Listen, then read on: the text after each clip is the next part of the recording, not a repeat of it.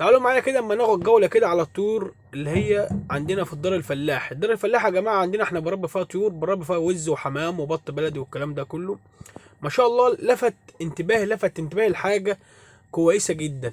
الفيديو ده يا جماعة لو حد حابب يعمل المشروع ده، يعني ممكن نعمل لكم كمان دراسة جدوى عن المشروع ده، ولكن عشان ما نطولش في الفيديو ونطول في المقدمة، لو انت مثلا حابب ان انت تعمل مشروع في البيت عندك للجماعه او كده، او ان انت مثلا تدير حاجه غير طيور الزينه مثلا، وليكن مثلا البط دوت، انا شايف ان هو مشروع كويس جدا ومربح، وما شاء الله في ربح وعليه اقبال في السوق. يعني البط البلدي ده عليه اقبال في السوق، وغير كده ان هو مسحوب وحاجه بتتاكل وبتتشرب، يعني حاجه مسحوبه، يعني حاجه منتجات بيع وشراء من الطيور، وحاجه بتتذبح وبتتاكل والكلام ده كله. حاسس يعني ان هو غير طيور الزينه كمان، وده فيه ربح عالي جدا ما شاء الله. البط فيه ربح عالي جدا ما شاء الله. الكيلو دلوقتي بيوصل مثلا لحد يعني وليكن ب50 جنيه او ب55 جنيه على حسب الاماكن، وكل مكان يختلف يا جماعه عن المكان الاخر، ولكن في الارياف يختلف عن المدن، لان في الارياف بيكون رخيص يعني رخيص شويه، وفي المدن بيكون غالي. يعني مثلا يكون في الارياف ب50 ب55، في المدن بيكون ب60 ب65، ولكن على كل مكان يختلف على حسب اسعاره وكده. وبعدين يعني ايه طبعا مش كل مكان بيبيع بنفس الاسعار اللي هو بيبيع بيها، ولكن انا دخلت فجأة والله لقيت يعني المنظر ده ما شاء الله، الله اكبر، منظر جميل جدا عجبني. يعني انا بصراحة عجبني كل بطة ما شاء الله نايمة على اكتر من 10 15 بيضة، يعني وليكن كل بطة مثلا نايمة على 15 بيضة ما شاء الله، الله اكبر. يعني لو عدينا البيض ده كده هنلاقيه فوق ال 15 بيضة.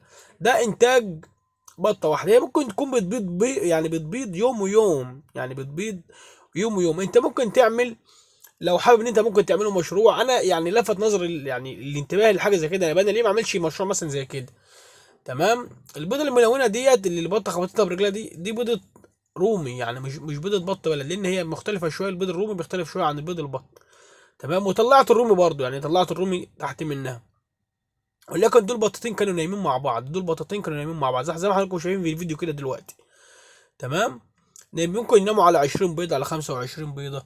ولكن انت ممكن لو حابب ان انت تبيعه زغاليل صغيرة، مثلا اول ما بيطلع من البيضة مثلا يوم اتنين بينشف ويتشمع، المية اللي عليه بتنشف، بيبيع مثلا عمره اسبوع الكلام ده كله، بيبيع بقى تقريبا الجزء ب50 جنيه كده يعني.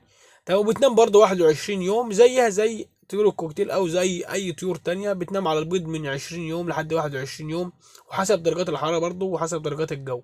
ما شاء الله هو بيشتغل لوحده اوتوماتيك، عارف مكانه، بيخش يبيض، بيطلع زغاليل والكلام ده كله. لو حابب بقى ان انت تربي وتطلع لحم، فده بيكون اربح شويه، بيكون الربح عالي شويه، ولكن على المدى البعيد. يعني مثلا دورة البط دي تاخد لها مثلا وليكن من 65 يوم لحد مثلا 70 يوم 80 يوم، على حسب برضو اكلك انت. يعني مثلا على حسب طريقه تاكلك وطريقه تاكيل العلف انت اللي انت عامله. يعني مثلا وليكن مثلا دلوقتي انت لو عندك مثلا 10 بطات، من دول 10 نتشوا معاهم ذكرين ثلاثه في وسطهم، وليكن مثلا في كل عش او في كل دوره هي بتطلعها مثلا طلعك 10 او 15 فرخ ما شاء الله.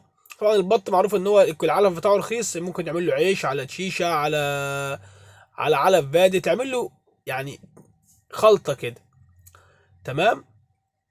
فده بيكون كويس، بيكون كويس.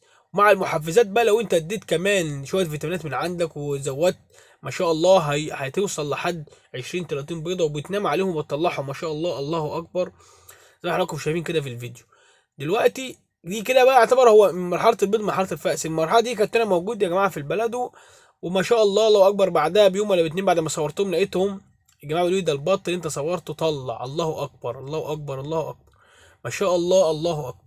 زي ما حضراتكم شايفين كده، حاجه جميله ما شاء الله، وطلع لها يجي 10 15 بط. طبعا الميزه يا جماعه في البط ده ان هو من اول يعني من اول ما بيطلع من البيضه، مقدار من ان هو ما ينشف زي ما حضراتكم شايفين كده، يبدا يعتمد على نفسه ويبدا ياكل لوحده.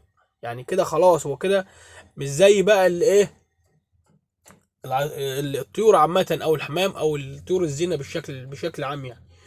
دلوقتي تقدر ان انت بتسيب الام مع الفروخ ديت او مع الزغاليل ديت لمده 10 ايام مثلا بتكون بتاكل معاهم، بترعاهم، بتاخد بالها منهم، بتخاف عليهم، بتدفيهم زي ما حضراتكم شايفين كده. وبعد كده تبدا ان انت تعزلها وتاكلها مثلا كمان 10 ايام، وتبدا تخش في دوره بيض جديده على طول. فلما يكون عندك مكان وتربي فيه حاجه زي كده ما شاء الله بتكون كويس. زي ما حضراتكم شايفين في بطه لسه خارجه من البيضه حالا، لسه زي ما هي تحت، لسه بالميه بتاعتها، يعني واخدين بالكم ما شاء الله، لسه خارجه من البيضه حالا. الله اكبر، حاجه جميله. انا حتى خدتها سكرين شوت وهحطها لكم على الفيديو من بره. تمام، الله اكبر. فالبط يا جماعه ما شاء الله ممكن يكون مناعته اعلى بكتير من الحمام ومن طيور الزينه ومن الفراخ البيضاء ومن الفراخ البلدي. مناعته جميله جدا ومناعته كويسه جدا ما شاء الله، الله اكبر. زي ما حضراتكم شايفين في الفيديو كده، ادي حاجه الله اكبر، ربنا يبارك. حاجه كويسه جدا، حاجه كويسه جدا، وحنينه برضه على اولادها، وحنينه على البط بتاعها الصغير، جميله ما شاء الله، الله اكبر. لو انت حابب ان انت تعمل المشروع ده، المشروع ده كويس جدا وجميل على قدك، يعني براس مال بسيط. يعني انت مثلا لو معاك مثلا وليكن 500 جنيه، معاك 1000 جنيه، تقدر تعمل انت تقدر تعمل المشروع ده. يعني انت لو معاك 1000 جنيه تقدر تعمل المشروع ده. كيلو البط مثلا وليكن ب 50 جنيه ولا ب 55 جنيه، تقدر تجيب لك مثلا، شوف ضربتني ما شاء الله، يعني حاجه الله اكبر. نازل اجيبها عشان اطلع، يعني نازل اجيب البطه اللي هي خارجه من البيضه ديت، نازل اجيبها بايديا. بص هتاكل الواحد، تاكله ما شاء الله. شايفين بيعملوا ازاي، خايفين جدا.